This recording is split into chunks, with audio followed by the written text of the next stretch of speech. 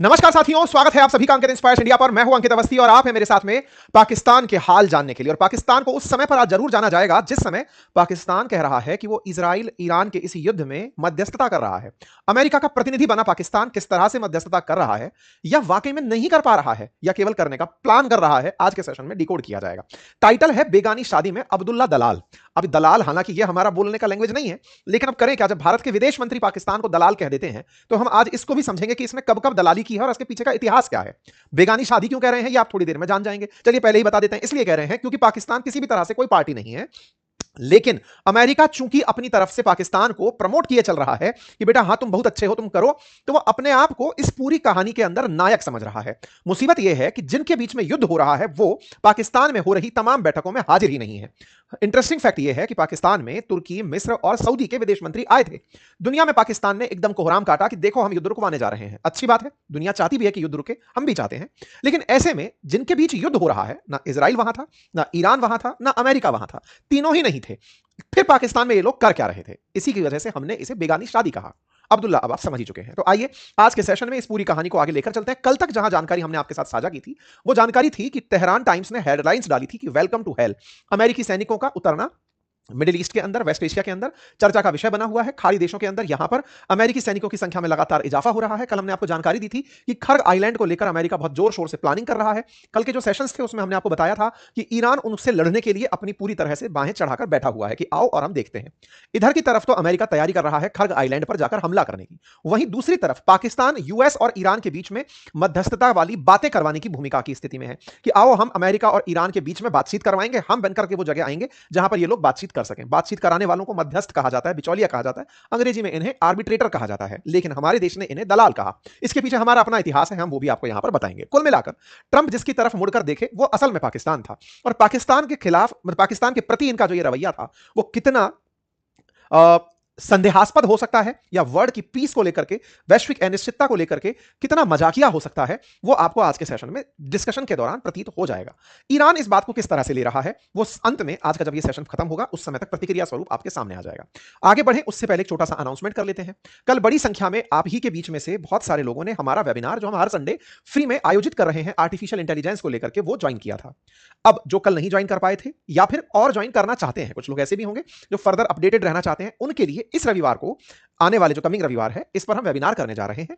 Free webinar है जिसमें सिखाएंगे हम आपको आपकी प्रोफाइल बनाना, वेबसाइट बनाना, यानी कि कैसे आप वाइब कोडिंग से अपने लिए वेबसाइट बना सकते हैं। ये पूरी जानकारी आपको एक वेबिनार के अंदर मिल जाएगी। इस पूरे काम को आप यहां पर आकर सीख सकते हैं। वेबिनार ज्वाइन करने का लिंक कमेंट बॉक्स में पिन किया गया है, आप जाकर वहां पर उसे ज्वाइन कर लीजिए। कमेंट बॉक्स के अंदर आपको 5 अप्रैल के दिन होने वाली वेबिनार जो सुबह 11 बजे है, लाइव वेबिनार है, उसके लिए जाकर ज्वाइन कम्युनिटी, व्हाट्सएप कम्युनिटी वाला ऑप्शन है, उसे क्लिक करना है, अपनी डिटेल्स भर के आपको अपने आप ग्रुप में जोड़ दिया जाएगा। हर रविवार को हम इस तरह से चलते आ रहे हैं। अगले रविवार को आपके लिए जो खास रखा है वो मैंने अनाउंस कर दिया, आप जाएं और अपनी डिटेल्स भरकर उसे ज्वाइन कर लें।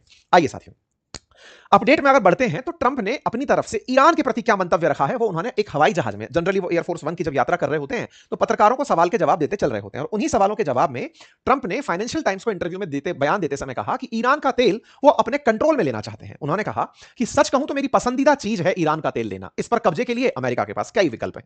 यानी कि हमने जो एक सेशन आपको कल साझा किया खर्ग आइलैंड का, उस वाली बात को ट्रंप ने अपनी तरफ से कंफर्म कर दिया और कहा, कुछ लोग कहेंगे कि मैं ऐसा क्यों सोचता हूं या क्यों कर रहा हूं, लेकिन वे बेवकूफ हैं। हो सकता है हम खर्ग द्वीप ले लें, हो सकता है कि ना भी लें। ऐसा कहकर ट्रंप ने, जो आपने कल एक सेशन सुना था कि पगला गए हैं ट्रंप, वो जो मैडमैन वाली थ्योरी है उसको सही प्रतीत कर दिया। मतलब एक तरह से ले भी सकते हैं, नहीं भी ले सकते हैं। किस आइलैंड की बात हो रही थी? इस आइलैंड की। अगर आपने कल वाले सेशन नहीं सुने हैं प्लीज उन्हें जाकर सुन लीजिएगा। हमने डिटेल में चर्चा की है कि ईरान का 90% तेल इसी आइलैंड से एक्सपोर्ट होता है। तो जिस आइलैंड से तेल एक्सपोर्ट होता है उस आइलैंड को कब्जाने की बातें की जा रही हैं। मुझे नहीं लगता कि उनके पास कोई खास सुरक्षा है, हम इसे बहुत आसानी से ले सकते हैं। ट्रंप ने आइलैंड पर अपनी प्रतिक्रिया कुछ इस प्रकार से दे दी। कल ही आपने अपने सेशन सुने थे। आज के दिन सुबह 30 मार्च के दिन सुबह सुबह के आप ये न्यूज़ सुन रहे हैं जो मैं आपके साथ साझा कर रहा हूं, इन्होंने अपनी तरफ से जानकारी पूरी तरह कंफर्म कर दी। इनसे पत्रकारों ने ये सारे सवाल पूछ लिए। अमेरिका का मानना है कि ईरान में सत्ता परिवर्तन का लक्ष्य जो हम चाहते थे वो हासिल हो सकता है, हो चुका है। आप देखें पहले ही शासन परिवर्तन हो चुका है। पहला शासन पूरी तरह खत्म और नष्ट हो चुका है, वे सभी लोग मारे गए। दूसरा शासन भी लगभग खत्म हो चुका है। तीसरे शासन में हमने ऐसे लोगों से बात कर रहे हैं जिनसे पहले कभी बात की ही नहीं गई। तो ऐसे में अभी फिलहाल की स्थिति इन्होंने बता दी। इन्होंने कहा जो शासन बहुत खराब था, बहुत बुरा था, दूसरा जिसे नियुक्त किया गया था, वे सब अब खत्म हो चुके हैं और मारे जा चुके हैं। केवल एक व्यक्ति बचा है जिसे शायद थोड़ी जान बाकी है। ये खमनेई के बेटे की बात कर रहे थे कि सबको खत्म कर दिया, अब कुछ बचा नहीं है, हम सत्ता परिवर्तन करना चाहते थे, जो लोग थे उन्हें हमने मार दिया। अच्छा, ये बात कर रहे हैं खमनेई की, लारिजानी की, उनके साथ के कमांडर्स की, एक एक को मारा जा चुका है। ये इसी को सत्ता परिवर्तन कहते हैं। उनके मारे जाने के बाद में जो सेकंड लाइन में बिठाए गए लोग थे, बोले वो भी मार दिए, और उसके बाद जो लोग बचे हैं वो भी मारे जाएंगे। तो ऐसे में हमारा जो मंतव्य था वो पूरा हो चुका है। ट्रंप ने ये सारी बातें टीवी इंटरव्यूज में अपने जो इंटरव्यू देते चलते हैं उस दौरान इन्होंने कही। इन्होंने इनसे जितने भी सवाल पूछे गए कि सर ईरान का एक 15 सूत्रीय प्लान निकल कर आया है, उन्होंने कहा हाँ कुछ तो पॉइंट हमारे सामने आए हैं, लेकिन अभी ट्रंप के मन में है कि वो तेल के ऊपर कब्जा कर लें। इन्होंने पूरी तरह से अपनी बातें यहां पर रख दी। कुल मिलाकर ये खर्ग आइलैंड लेना चाहते हैं, ये बात इन्होंने खुद कबूल ली। और ऐसे में ये बात तब निकल कर आई जब 29 और 30 तारीख के दिन 4 देश या फिर कहिए तो 3 देश के प्रतिनिधि पाकिस्तान में मिलने आए हुए थे।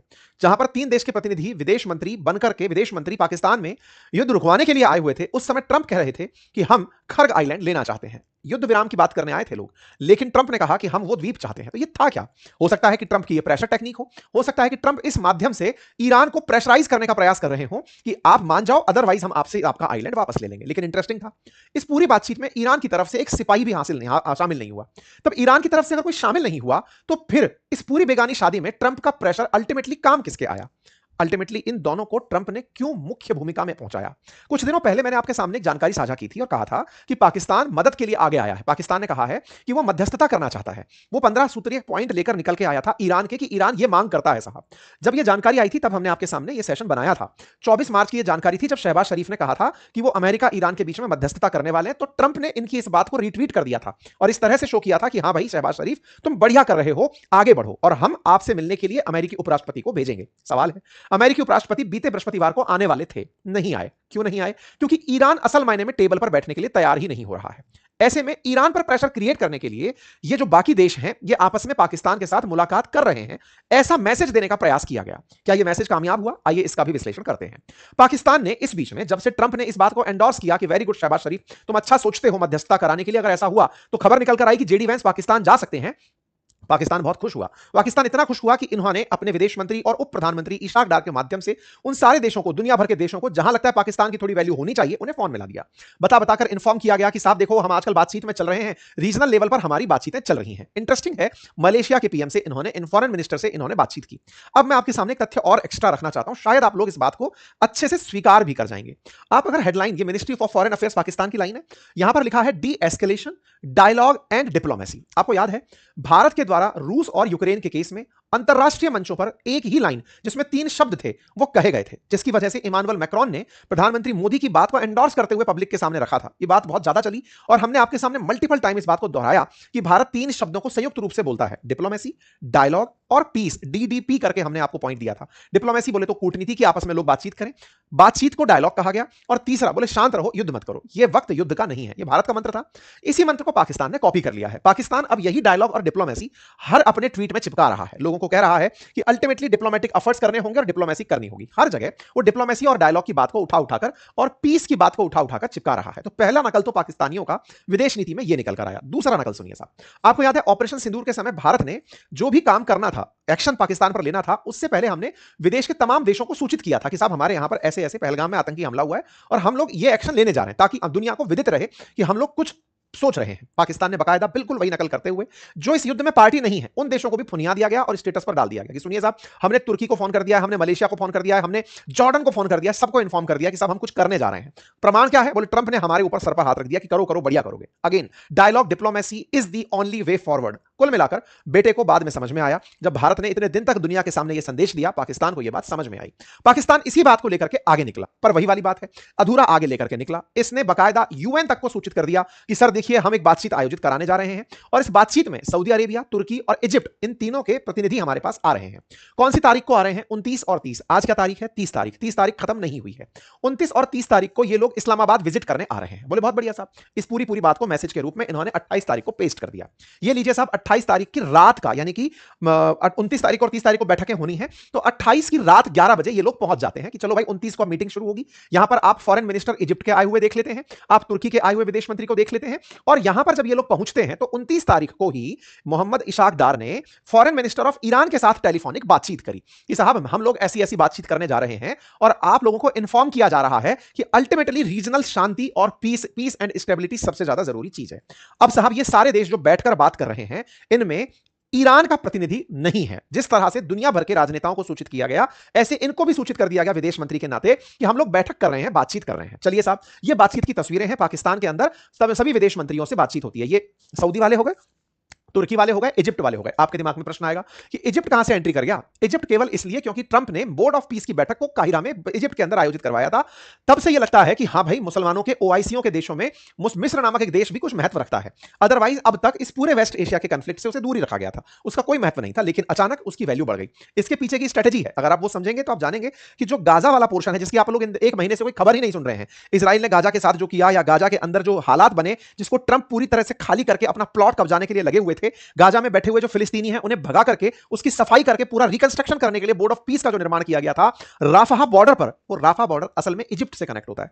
तो ये इजिप्ट को इसीलिए इज्जत देते चल रहे हैं ताकि तुम वहां से जब हम फिलिस्तीनियों को निकालकर तुम्हारे देश में भेजें तो उन्हें चुपचाप स्वीकार कर लेना। कारण यह रहेगा कि तुम्हें हमने इतनी इज्जत दी है, अंतरराष्ट्रीय मंचों पर तुम्हें बुलवाने भेजा है। तो साहब, एक तरीके से ये लोग चल कर आए। सऊदी अरब क्यों आया ये तो ट्रंप खुद ही बता चुके। अब मैं बार बार वो शब्द और अश्लील भाषा का इस्तेमाल नहीं कर सकता जो ट्रंप ने सऊदी के लिए कहे थे। बहुत ही भद्दे थे, मतलब इतने भद्दे कि शायद सऊदी के इतिहास में आज तक इस तरह की बेइज्जती उनके प्रिंस की किसी ने नहीं की होगी। बाइडेन भले ही उनके साथ हाथ मिलाने का प्रयास किए हों, मतलब एक तरह से मुट्ठियों से मुलाकात हुई हो, लेकिन उन्होंने भी कभी इतनी इंसल्ट सऊदी प्रिंस की नहीं की थी। इन्होंने बहुत ज्यादा सब बेइज्जती करी। फिर भी सऊदी के विदेश मंत्री आए, इजिप्ट की तरफ से आए, तुर्की जिसको बहुत ज्यादा दिनों तक यह चढ़ा था एक खुमार कि मैं एक दिन पूरे मुस्लिम वर्ल्ड का फिर से अपना खलीफा लेकर बैठूंगा, असल में तुर्की भी यहां पर अब फुस्सी निकल गया। क्यों? क्योंकि इजराइल ने असल में धीरे धीरे दुश्मनी तुर्की से पालना शुरू कर दिया, क्योंकि इजराइल को समझ में आया कि सीरिया का और लेबनान का तुर्की अपने हितों में इस्तेमाल कर रहा है, नेता बन रहा है। ऐसे में इजराइल ने थोड़ी दुश्मनी तुर्की से पाल ली। तो कुल मिलाकर के सब लोगों को यहां पर झांकी में बिठा दिया गया, पाकिस्तान ला करके ये सब लोग यहां बैठ गए। हो गई साहब, बैठकें शुरू होती हैं। 28 और 29 तारीख को बैठक होनी थी। ये 29 तारीख की आप तस्वीरें देख रहे हैं जब सबके साथ बातचीत होती है। रात होते होते 30 तारीख की सुबह ही, अल सुबह यानी कि आज की, मतलब 29 तारीख की मध्य रात्रि आप ये तस्वीरें देख रहे हैं जिसमें इजिप्ट, सऊदी अरेबिया और टर्की, इन सारे के सारे विदेश मंत्रियों ने डिपार्चर ले लिया। ये लोग पाकिस्तान छोड़कर चले गए। तारीख थी 29 और 30 मीटिंग की, लेकिन ये लोग 29 की ही मध्य रात्रि को निकलकर चले गए। कयास लगाए गए कि ये मीटिंग बेनतीजा रही, इसका कोई फायदा निकलकर नहीं आया। ये पाकिस्तान के विदेश मंत्रालय की तरफ से आया स्टेटमेंट है जिसमें इन्होंने बातचीत की। बस ये पता चला ईरान ने इनको किसी भी प्रकार से एंडोर्स नहीं किया, इनकी बात को नहीं सुना, ना ही अपना कोई प्रतिनिधि भेजा और ना ही इनकी बातों को माना। आप पूछेंगे कि सर ये तो बेइज्जती है। बिल्कुल, ये बेगानी शादी है। किसी को पता ही नहीं कि अल्टीमेटली इनने बातचीत क्यों करी। युद्ध रुकवाना है तो जिनके बीच युद्ध है उनको तो बुलाओ। ना इजराइल यहां था, ना अमेरिकी प्रतिनिधि यहां था, ना ईरान यहां था। तो आपस में जो लोग बैठकर बात कर रहे थे उनका क्या मतलब था? लेकिन वो बातचीत किए, इसीलिए मैंने आपको इसमें बेगानी शादी नाम शब्द यूज किया। खैर, फिलहाल के लिए पाकिस्तान ने अपनी तरफ से इन सभी को कहा, सभी देशों को कहा कि आने वाले समय में अमेरिका पाकिस्तान को ईरान के साथ बातचीत के लिए मध्यस्थ के रूप में चुन सकता है। इसीलिए आप सब लोग मुझे इज्जत देते रहे। चलिए, कोई बात नहीं, बढ़िया हुआ, पाकिस्तान को इज्जत मिली। लेकिन पाकिस्तान की ये जो इज्जत है वो इन्हें बहुत अखर रही है। आपको याद होगा कि सऊदी अरब ने पाकिस्तान के साथ एक डिफेंस पैक्ट किया था, याद होगा, जिसमें कस्में खाई थी कि अगर सऊदी पर हमला होगा तो पाकिस्तान साथ खड़ा होगा और पाकिस्तान पर हमला होगा तो सऊदी साथ खड़ा होगा। दोनों ही अपने अपने जो मित्रता के वादे हैं वो तोड़ चुके हैं। पाकिस्तान पर खूब सारा अफगानिस्तान ने हमला किया, ये कुछ नहीं साथ में निभाने आए। शुरुआत इनने की थी, जब सऊदी पर हमला ईरान ने किया तो ईरान की मदद, तो ईरान के खिलाफ पाकिस्तान निकलकर सामने नहीं आया। कुल मिलाकर इनके डिफेंस पैक्ट की सारी पोल पट्टी खुल गई और इस पोल पट्टी के पीछे असली वजह निकली क्योंकि पाकिस्तान इन दोनों में से पक्ष नहीं ले पा रहा था कि मैं ईरान के साथ जाऊं कि सऊदी के साथ जाऊं। सऊदी पैसा देता है ईरान को, यह सत्य है, लेकिन पाकिस्तान में इन दिनों प्रो ईरान सेंटीमेंट है, एंटी अमेरिका सेंटीमेंट बन रहा है। ऐसे में ईरान के पक्ष में जो माहौल है, इसके चलते पाकिस्तान के अंदर लिखा जा रहा है कि सऊदी के साथ पैक्ट करके हमने प्रॉब्लम कर ली, हमें सऊदी से पैक्ट नहीं करना चाहिए था, हम पैसों के लिए सऊदी से पैक्ट कर लिए, लेकिन ना तो सऊदी ने हमें पैसे दिए और हमें ईरान के खिलाफ और खड़ा कर दिया। हम कोई बयान भी नहीं दे पा रहे, हम ईरान के समर्थन में भी बयान नहीं दे पा रहे। कारण, क्योंकि पाकिस्तान में लगभग 15 से 20% शिया मुसलमान है। ईरान के बाद दूसरा अगर सबसे अधिक शिया मुसलमान कहीं रहता है तो वो पाकिस्तान है। ऐसे में भी पाकिस्तान ईरान के समर्थन में कोई प्रवचन नहीं दे पाया, समर्थन में कोई वादा नहीं कर पाया। रीजन, क्योंकि ट्रंप ने इन्हें बढ़िया से दबा कर रखा था। ये मैंने आपको पहले भी कहा था कि असल में अमेरिका ने बड़ा स्ट्रेटेजिकली पाकिस्तान का इस्तेमाल किया है। उन्हें पता था कि इस पूरे मुस्लिम वर्ल्ड में इकलौता न्यूक्लियर कैपेबल स्टेट यही है और कुछ नहीं। अगर ये केवल न्यूसेंस पैदा करने के लिए उत्पन्न हो जाए, खड़ा हो जाए कि भाई मैं साथ खड़ा हूं इस देश के, अगर इस पर एक भी हमला हुआ तो मैं न्यूक्लियर बॉम्ब चलाऊंगा, अगर इस तरह का एक बार भी बयानबाजी दे दिया जाए तो हो सकता है अमेरिका पीछे हटे, हो सकता है इजराइल हमला करने से रुके, लेकिन ये ईरान के खिलाफ बयान ना दे पाए। इसीलिए सऊदी और इनके बीच का डिफेंस पैक्ट इनके लिए एक मुसीबत बना।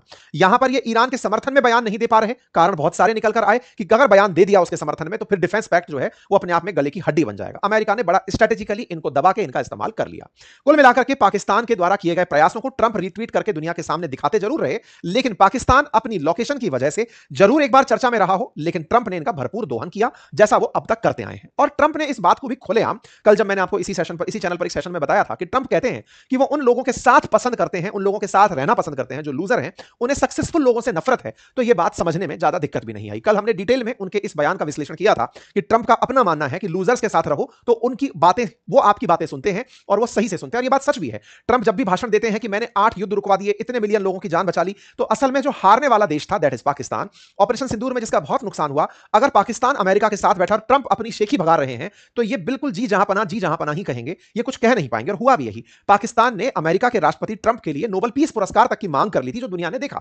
ये खुद इनके सामने बोलने लगे थे कि ट्रंप, ये तो आप थे जिसने इतने लोगों की जान बचा ली। तो स्वाभाविक है कि ट्रंप का जो कहना है और उनका जो करना है वो बिल्कुल सही जगह जा रहा है, उसमें हमें कोई अतिशयोक्ति अलंकार नहीं है। लेकिन भारत का एक बयान इस पूरी मीटिंग के दौरान जब विदेश मंत्री से पूछा गया कि सब पाकिस्तान कुछ ऐसा करने की बातें कर रहा है, इस पर विदेश मंत्रालय की तरफ से, विदेश मंत्री की तरफ से कहा कि not a Dalal nation like Pakistan. इन्होंने भारत के बारे में कहा कि हम लोग कोई दलाल नहीं है पाकिस्तान की तरह। जब यह बात निकलकर आई तो इसका मतलब यह हुआ कि इसका मतलब वो ट्रेडिशनल दलाल है। आज की बात नहीं है कि वो आज नया नया निकला है, इसका कुछ इतिहास है। तो आइए आज मैं आपको उसका इतिहास भी बताता हूं। असल में साथियों, अगर आप लोकेशन देखें तो भारत की खुद की लोकेशन दुनिया में बड़ी स्ट्रेटेजिकल है। भारत पूरी तरह से इंडियन ओशन के अंदर एक पावर सेंटर है। और जब भारत और पाकिस्तान एक हुआ करते थे, तब यह समझ में आ सकता है आपको कि ये मतलब पश्चिम देश, ये देश जो है, वेस्ट एशिया के जो देश है, सॉरी यूरोप के जो देश हैं, पश्चिम के जो देश हैं, उनके लिए कितना मायने रखता होगा। ऐसे समझिए, शीत युद्ध के बाद से, यानी सेकेंड वर्ल्ड वॉर के बाद से, अमेरिका का सबसे बड़ा दुश्मन शुरुआत में जो रहा, इवन मैं ये कहूंगा कि वर्ल्ड वॉर 2 के बाद से, शीत युद्ध का बाद का बात अलग करेंगे, दो अलग अलग फेज लेते हैं। वर्ल्ड वॉर 2 के बाद से अगर अमेरिका का दुश्मन नंबर 1 अगर कोई रहा तो वो था सोवियत रूस। साथियों, सोवियत रूस 1991 में 15 देशों में टूट गया था। वो 15 देश थे ये वाले, देखो इधर, यहां पर आपको दिखाई दे रहा है किर्गिस्तान, उज्बेकिस्तान, तुर्कमेनिस्तान, कजाकिस्तान। ये जो मिडिल ईस्ट या मिडिल एशिया के जो देश हैं, सेंट्रल एशिया के जो देश हैं, ये सारे देश कभी सोवियत रूस का हिस्सा हुआ करते थे। अर्थात 91 तक सोवियत रूस बिल्कुल पाकिस्तान तक आया हुआ था। मतलब अफगानिस्तान पाकिस्तान के बीच में हल्का सा अगर एरिया हटा दिया जाए तो पाकिस्तान जो है ना, वो बिल्कुल सोवियत रूस के किनारे पर अड़कर बैठा था। ठीक इसी प्रकार से 1991 के बाद से दूसरा पावर सेंटर जो बना, क्योंकि शीत युद्ध खत्म हुआ, कोल्ड वॉर 1991 में खत्म हुआ, उसके बाद दुनिया का दूसरा पावर हाउस बनकर के आया चाइना। चाइना की भी जो लोकेशन है वो बिल्कुल पाकिस्तान से एडजॉइनिंग है। आज पाकिस्तान ऑक्यूपाइड कश्मीर जो है वो पाकिस्तान के साथ साथ चाइना का बॉर्डर बनाता है। ऐसे में सी पैक का, यानी चाइना पाकिस्तान इकोनॉमिक कॉरिडोर का, इन दोनों के साथ होकर गुजरना यह दर्शाता है कि पाकिस्तान पहले सोवियत रूस के मामले में काम कर रहा और बाद में चाइना के रूप में काम कर रहा। ऐसी स्थिति में पाकिस्तान हमेशा से अमेरिका के लिए बेहद पसंदीदा जगह रही। यही कारण है कि कहा जाता है कि अमेरिका ने कुछ गुप्त रूप से न्यूक्लियर बॉम्ब पाकिस्तान में भी छुपाकर खुद के रखे हुए हैं। अब इसमें कितना सच है कितना नहीं पता, लेकिन यह कहा जाता है, कॉन्स्पिरेसीज हैं। खैर, फिलहाल के लिए अगर हम पाकिस्तान की लोकेशन समझ गए हो तो अब यह क्लियर होता है कि इस पूरे वेस्ट एशिया में जो भी माहौल बना हुआ है उसका डिस्कशन पॉइंट भी पाकिस्तान में ही रखा जा सकता है। कारण है क्योंकि इसके अलावा एक देश और हुआ करता था, कतर, लेकिन उसके पर कतर दिए गए ईरान के द्वारा। उसने इतने यहां पर छेद किए कि अब ईरान खुद यह मानता है कि कतर अब कई दिनों तक वापस उठ खड़ा नहीं होगा। इसकी रिफाइनरी हो, एलएनजी रिफाइनरी हो, एलपीजी हो, सब पर इसने बहुत नुकसान पहुंचा दिया। खैर, तो कुल मिलाकर पाकिस्तान का एक इतिहास रहा है। मैं आपको एक बार इतिहास के झरोखे में ले चलता हूं। कहते हैं कि 1971 में, आपको यह तो याद होगा, पूर्वी पाकिस्तान हुआ करता था बांग्लादेश। पूर्वी पाकिस्तान जो है ना, बांग्लादेश जो है ना, पहले पूर्वी पाकिस्तान हुआ करता था। ये दोनों हिस्से पाकिस्तान के थे। उस समय 1971 से पहले इस वाले पाकिस्तान यानी पश्चिमी पाकिस्तान के द्वारा पूर्वी पाकिस्तान में बड़ी यातनाएं दी जाती थी। उन यातनाओं के खिलाफ ये नहीं बोलेंगे। कौन नहीं बोलेंगे? अमेरिकी लोग नहीं बोलेंगे। अमेरिका उन यातनाओं पर कोई प्रतिक्रिया नहीं देगा। ये एक डील हुई। डील थी कि अमेरिका पाकिस्तान के द्वारा पूर्वी पाकिस्तान में जो लोगों के साथ बर्ताव किया जा रहा है उस पर कोई बयान नहीं देगा। उस समय अमेरिकी राष्ट्रपति रिचर्ड निक्सन ने कमिटमेंट दे दिया। पर बदले में क्या मांगा? बदले में मांगा कि तुम चाइना से हमारी बातचीत करवाओगे। अच्छा, उस समय माओ का शासन हुआ करता था चाइना में, माओ जेडोंग, जो कि चाइना के अंदर माओवाद के प्रचारक रहे, जिसके चलते माओवाद दुनिया भर के अंदर चर्चा में आया। चाइना के अंदर नीति निर्माताओं में जिसकी विचारधाराओं को सबसे ज्यादा क्रांतिकारी या फिर अस्थिरतावादी माना जाता है, उनमें माओ का नाम आता है। कहते हैं कि चाइना के साथ अमेरिका के रिश्ते सेकंड वर्ल्ड वॉर के बाद से बेहद खराब थे। थोड़ा सा इस दिशा में भी मैं आपको ले चलता हूं। ये जो चाइना है ना, इसके सामने का जो ये आइलैंड है जिसका नाम है ताइवान, असल में चाइना है पीपल्स रिपब्लिक ऑफ चाइना और ताइवान है रिपब्लिक ऑफ चाइना। चाइना के बहुत सारे लोग जो कि माओ के खिलाफ थे या फिर चाइना की वर्तमान सरकार के खिलाफ थे, क्विन डायनेस्टी के, वो लोग निकल करके ताइवान में आकर सेटल हो गए थे। ताइवान को उन्होंने रिपब्लिक ऑफ चाइना नाम दिया था। इसमें दोनों ही देश चाइना शब्द यूज कर रहे थे, पीपल्स रिपब्लिक ऑफ चाइना और रिपब्लिक ऑफ चाइना। चाइना में से किसको चाइना माना जाए, यह अमेरिका ने डिसाइड किया सेकंड वर्ल्ड वॉर के बाद ताइवान को मानने का, कि हम ताइवान को चाइना मानेंगे, इसको हम कुछ मानेंगे ही नहीं। जबकि इतना बड़ा एरिया, इतना सारा जनसंख्या का केंद्र, इतनी सारी सामरिक रूप से सक्षम देश, इसको अमेरिका ने इग्नोर कर दिया कि सेकंड वर्ल्ड वॉर के बाद हम तुम्हें इज्जत नहीं देंगे, चलो कोई बात नहीं, हम ताइवान से रिश्ता रखेंगे। लेकिन चाइना धीरे धीरे तेजी से ऊपर उठता आ रहा था। अमेरिका को यह समझ में आ चुका था कि ताइवान की जगह हमें चाइना के साथ मित्रता करनी ही होगी।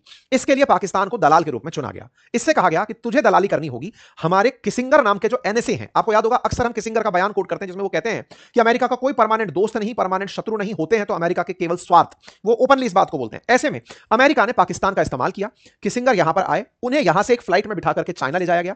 चाइना जाकर के उन्होंने माओ की टीम से, उनके जो क्विन थे उनसे बात की और यहां पर बात करके तय किया कि 1971 के अंदर रिचर्ड निक्सन चाइना की यात्रा पर जा सकते हैं। उस 71-72 के दौर में ही पाकिस्तान और भारत झगड़ रहे थे, उसी दौर में ही बांग्लादेश का निर्माण हो रहा था। उसी समय पर रिचर्ड निक्सन ने इंदिरा गांधी जी के साथ गलत बर्ताव किया था, मतलब काफी सारी भद्दी टिप्पणी की थी और वो पाकिस्तान के साथ आकर खड़े हो गए थे। रिचर्ड निक्सन को एज इट इज कॉपी कर रहे हैं ट्रंप, ऐसा लगता है, क्योंकि ट्रंप भी मैडमैन है बिल्कुल निक्सन की तरह, और यहां पर पाकिस्तान को फिर से इस्तेमाल कर रहे हैं ट्रंप, जैसे निक्सन ने किया था। पाकिस्तान को फेवर दिया गया, पाकिस्तान की तरफ से यह कहा गया कि अगर तुमने यहां पर, हम इंटरनेशनली तुम्हें कंडेम नहीं करेंगे और तुम्हारा भारत के साथ युद्ध होगा तो तुम्हारा साथ देंगे। इन दो संतुष्टियों के साथ इन्हें यहां से बातचीत के लिए भेजा गया। पाकिस्तान दलाल बना, चाइना के साथ बातचीत हुई, 20-30 साल से बंद पड़ी बातचीत, मतलब 45 के बाद से बंद पड़ी बातचीत समझो कि चाइना से पाकिस्तान की दलाली के कारण शुरू हुई। अमेरिकी राष्ट्रपति माओ जेडोंग से मिलने जाते हैं, एक ऐतिहासिक तस्वीर बाहर निकल कर आती है दोनों की हाथ मिलाते हुए। यह तस्वीर का जो केंद्र था वो असल में यही था कि इस पूरी कहानी के रचनाकार ये रहे माओ और ये रहे रिचर्ड निक्सन। इनकी जो मुलाकात है असल में ये पूरी तरह से फरवरी 1972 में करवाई गई थी। इसे हैंडशेक इवेंट कहा गया। ये पाकिस्तान की ही दलाली से करवाई गई थी। उसने अपने ही लोगों को बेच दिया था। पूर्वी पाकिस्तान जिसे आज बांग्लादेश कहते हैं, उसे उसकी कीमत पर उन्होंने इन दोनों को मिलाया था। बदले में यह कहा था कि आप भारत से जब हमारा युद्ध हो तो साथ दे देना, ठीक है साहब। तो पहली दलाली, तो हमारा इतिहास है इसकी दलाली का, तो हमने आपको बता दिया। रिचर्ड निक्सन यही था कारण कि वो पाकिस्तान के साथ आते हुए दिखाई दिए थे। क्लियर हुआ? इसके ऊपर बकायदा 1972 की रिचर्ड निक्सन की यात्रा, इसके ऊपर एक विकिपीडिया पेज बना है, आप जाकर के आप इसे डिटेल में पढ़ सकते हैं। बदले में चाइना को पाकिस्तान ने कहा, अमेरिका ने कहा कि वो पीपल्स रिपब्लिक ऑफ चाइना और रिपब्लिक ऑफ चाइना में जो चाइना शब्द है ये अब पीपल्स रिपब्लिक ऑफ चाइना को दे देगा, यानी कि ताइवान को ताइवान कहा गया और उसे चाइना शब्द दे दिया गया। अमेरिका ने सिंगल चाइना को पहचान दी, जिसे वन चाइना पॉलिसी कहते हैं, यानी कि ताइवान अब चाइना वर्ड यूज नहीं कर सकता। यह अमेरिका के द्वारा इनको दिया गया कमिटमेंट था। इस तरह से अमेरिका चाइना के साथ रिलेशनशिप में आगे बढ़ा ताकि यहां के बाजार में एंट्री कर सके और अमेरिका चाइना के रिश्ते बहाल हो सके। ठीक है साहब, ये काफी लंबा मैंने डिटेल में ज्यादा बता दिया आपको, इसका इतिहास मैंने खोल के रख दिया। चलिए, इसके बाद में और भी ऐसी घटनाएं घटी। उसके बाद में अफगानिस्तान का जब मामला रहा, तो जब अफगानिस्तान के अंदर 1979 के अंदर सोवियत सेना को भगाना था, उस समय पर भी अमेरिका ने पाकिस्तान की मदद ली थी, मुजाहिदीनों को ट्रेनिंग दी थी। अफगानिस्तान में तालिबानी लड़ाकों को पाकिस्तान की मदद से ही ट्रेनिंग दी गई थी। यह भी एक लंबा चौड़ा इतिहास रहा है, इस पर हम पहले भी चर्चा कर चुके हैं। अफगानिस्तान के साथ जब जब मध्यस्थता की बात आई तो पाकिस्तान ने हमेशा मध्यस्थ की भूमिका निभाते हुए, पाकिस्तान अमेरिका के लिए एक ऐसा बेस रहा, नूर खान बेस आपने चर्चा भी सुनी है, जहां से दुनिया भर के देशों के साथ नेगोशिएशन और बातचीत की जा सकती रही होगी। ठीक है साहब, ये तमाम चीजें चलती रही। तो पाकिस्तान का इतिहास लंबा चौड़ा है,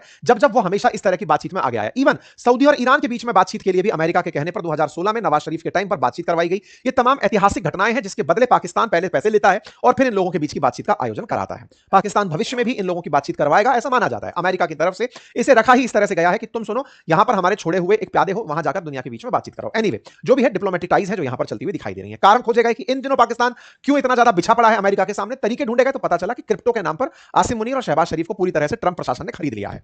क्रिप्टो में पहले इन्वेस्ट कराया, फिर क्रिप्टो डूब गया। ये सारे के सारे लोग नपे पड़े हैं उसी के अंदर। इस पर हमने डिटेल में पहले भी सेशन किया हुआ है, तो मैं और ज्यादा डिटेल में नहीं जाऊंगा। अक्सर जब भी पाकिस्तान कुछ कर देता है तो इसे कर्ज की कुछ रसीदें दे दी जाती हैं। फिलहाल के लिए यही हुआ है। आईएमएफ ने पाकिस्तान को $1.2 बिलियन का फिर से कर्ज दे दिया है कि जाओ जियो, मस्त रहो, टुकड़ों पर पलो और मस्त रहो। ईरान क्या बोला, ये अपडेट जो है ना फंड देने वाला 2 दिन पहले का ही है, तो बदले में पाकिस्तान उतना ही करता है, इतने पैसे में इतना ही होगा साहब। तो ये वो वाली स्थिति है। खैर, अब बात करते हैं ईरान इस बात पर क्या बोला। तो देखिए, आज की ही आपका सेशन करा था उससे 2 घंटे पहले की जानकारी है। यहां पर ईरान की तरफ से बयान आया कि पाकिस्तान का जो फोरम है ना जिस पर ये लोग बातचीत कर रहे हैं वो उनका अपना है। वी डिडंट पार्टिसिपेट, हमने कोई पार्टिसिपेशन नहीं किया।